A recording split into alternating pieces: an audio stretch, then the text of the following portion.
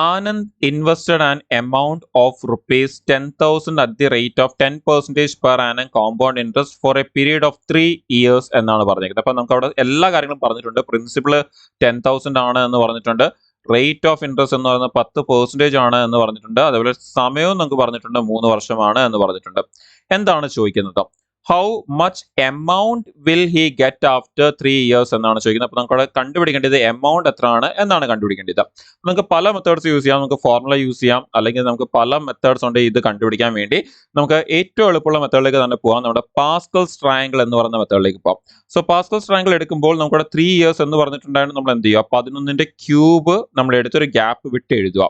അപ്പോൾ 3 വർഷം എന്ന് പറയുമ്പോൾ 11ന്റെ ക്യൂബ് 1331 എടുത്തു. എന്നിട്ട് അതിന്റെ ഫസ്റ്റ് 1ന്റെ അടിയിൽ എപ്പോഴും എന്ത് ചെയ്യുക? നമ്മുടെ പ്രിൻസിപ്പൾ അതേപോലെ തന്നെ എഴുതുക. അതിനുശേഷം 10% എന്ന് പറഞ്ഞിട്ടുണ്ടെങ്കിൽ 10,000 10% എടുത്ത് അടുത്ത വാല്യൂന്റെ താഴേക്ക് എഴുതുക. സോ 10,000 10% 1000.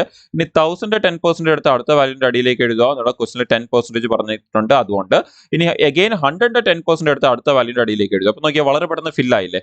ഇനി എന്ത് ചെയ്യുക? ജസ്റ്റ് എല്ലാം കൂടി ഒന്ന് മൾട്ടിപ്ലൈ ചെയ്യുക. അങ്ങനെയാണെങ്കിൽ 1 × 10,000 നമുക്ക് അവിടെ 10,000 എന്ന് വരും. 3 × 1000 നമുക്ക് 3,000 എന്ന് വരും. ആൻഡ് 3 × 100 നമുക്ക് 300 എന്നും 1 × 10 നമുക്ക് 10 എന്ന് വരും. ഇനി എമൗണ്ട് ആണ് ചോദിച്ചിരുന്നത്. അതുകൊണ്ട് തന്നെ എന്ത് ചെയ്യുക? ഇത് മൊത്തം ചുമ്മാ ഒന്ന് പ്ലസ് ചെയ്യുക, നമുക്ക് ആൻസർ കിട്ടും.